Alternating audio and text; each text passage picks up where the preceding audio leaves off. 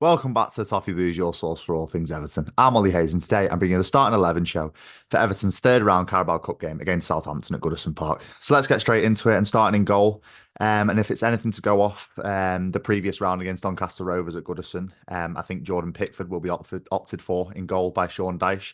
There was a rumour doing the rounds this morning, I think on Twitter, that Dyche was looking to drop Pickford for, if his continued bad run of form carries on. I'm not so sure I believe in that, but nevertheless, I do think Pickford will start against Southampton on Tuesday evening because I think he just needs to build his confidence a little bit. It's not been the greatest start of the season for Jordan Pickford, but also he does have a lot of credit in the bank as a goalkeeper. He's kept us in the league probably more than any other player on the pitch for Everton in the last few seasons. So I can definitely cut him a little bit of slack, considering he didn't have a full preseason as well, especially with his England duty. So I think Pickford will continue in goal. And as I said before, if it's anything to go with after the Doncaster game, Pickford started that game as well. So I think Pickford will be in goal for the Southampton game on Tuesday night. Moving into the back four, I think, again, with confidence, I think Vitaly Mykolenko will start purely to build confidence. He is struggling a little bit. He hasn't had the greatest start to the season that he probably would have wanted. But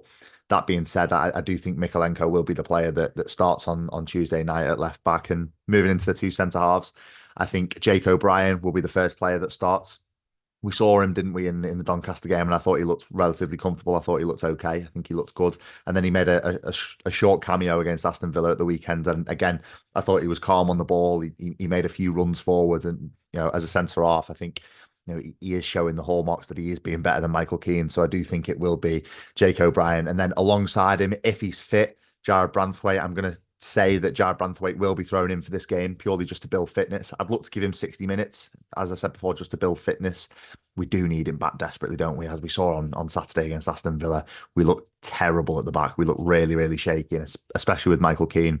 He is trying Michael Keane, but he's just making too many mistakes too often. So for me, I think we desperately need Jared Branthwaite back, and I think Dyche will look to use him in this game and use this as an opportunity to build his fitness and maybe give him 60 minutes and then look to use Michael Keane or James Tarkowski off the bench. But I think O'Brien and Branthwaite will be a good partnership in defence. And then moving on to right back, I think Roman Dixon will be given a start.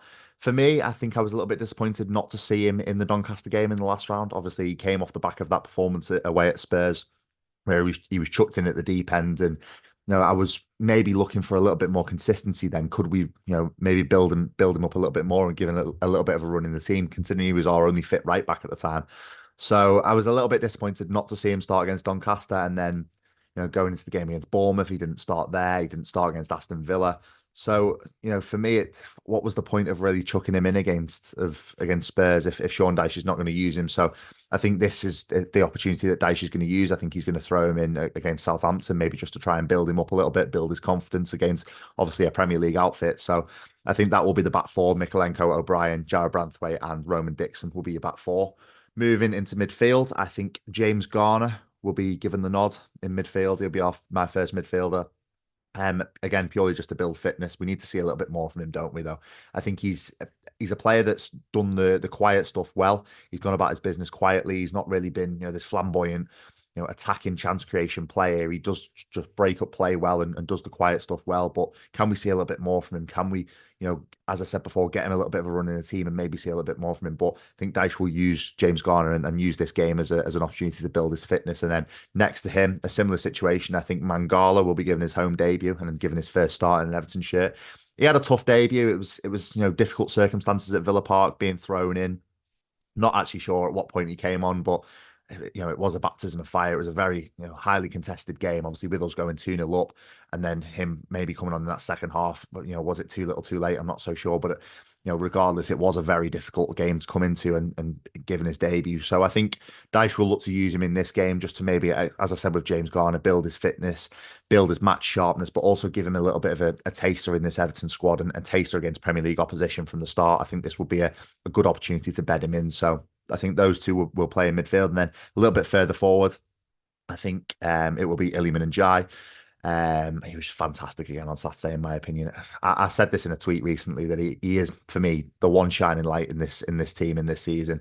Obviously, there's a high amount of people talking about Tim Iroegbunam. I think he's been fantastic as well. But the flair, the pace, the power in running that Iliman Ndiaye has given us, and he's given us a breath of fresh air in that midfield, and especially off the left where he's been played a couple of times. I think he is just going to be so important for us this season. But I do think against Southampton on Tuesday night, he will play at the top of that spearhead in midfield, and hopefully he can get on the score sheet like he did in the last round. I think he won goal of the round for his goal against Doncaster in the last round. So hopefully he can build on that and get us on the score sheet again. But moving into the front three, I think I'll start with off the left. I think it'll be Dwight McNeil. Delighted to see him score on Saturday against Aston Villa. I think that's going to do him the world of good for his confidence. Obviously, he had a little bit of a difficult end to last season, and then he's not really started this season too well. He's not really come flying at the block. So I think a goal against Aston Villa, especially away from home, that's going to do him the world of good in terms of confidence. But now, can we just look for him to build on that? Can he give us a performance where he can build on that? And obviously, in a Carabao Cup game, there's not a lot of pressure on players, especially in a third round game. You look at the opposition; it is a team that we should be beating. Can McNeil take the game to them and really create chances and try and win us this game? That's what I want to see. But I do think Dyche will look to keep Dwight McNeil off that left hand side, and then moving to the right hand side, do you think it'll be Jesper Lindstrom? I think he'll be given some game time to build a little bit of consistency in the team, but also build some match sharpness. I think it's, as I've said with many players in this team and this starting 11 potentially for Dyche, I do think it's a great opportunity to build some match sharpness because it doesn't go on our points tally. And I know this is probably really negative, and we're writing off the cups already, but it doesn't go on your points tally. It's a free hit almost, and if we do come out with a win, it's even better. We're into the next round, but do think Lindstrom can offer us a lot going forward this season, and hopefully, using these games, using this opportunity, can Dyche build in a little bit of consistency into the team and use his pace, use his power, but also uses his great dribbling ability to try and unlock Southampton. I think it's a perfect opportunity for him to do that with little pressure at all. So I do think it'll be McNeil and Lindstrom as the two wingers in this game, and then up front I do think he'll use Beto. I think he'll save Dominic Calvert-Lewin for the game on Saturday. I think it's important to give Beto a run out here. Obviously Dominic Calvert-Lewin on the score sheet on Saturday, but missing two huge chances in behind where it would have put us 3-1 up or 3-2 up respectively.